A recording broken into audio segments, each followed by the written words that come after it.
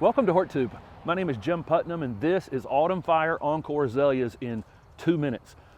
Autumn Fire is a dwarf Encore Azalea. It only reaches about 2.5 feet in height and about 3 feet in width. Perfect little low doming habit.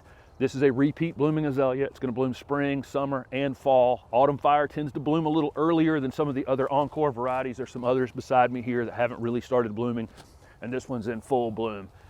This one has beautiful winter purple foliage, and so I consider Autumn Fire a 4-season plant. You get the purple foliage in the wintertime, and then of course spring, summer, and fall flowering. Azaleas are acid-loving plants, and so if your pH is kind of neutral, you can use a fertilizer in the late winter for acid-loving plants. Something that says azalea, camellia, rhododendron, or holly on the label would be perfect. My soil is already has a pretty low pH, so I can just use a regular slow-release fertilizer this time of year, like I say, in the late winter, early spring. If they need to be pruned, and this one just doesn't need a lot of pruning, it's pretty self-maintaining because it's slow growing and it grows as a perfect little low mound, almost dwarf holly-like in its growth habit.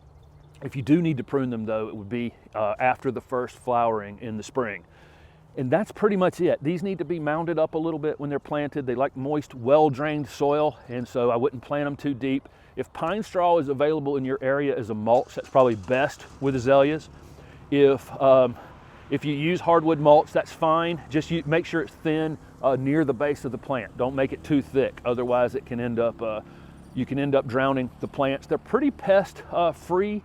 Deer do like azaleas, so if you have deer issues, I wouldn't plant them way out from the house. You can use them as foundation plants or alternatively as container plants.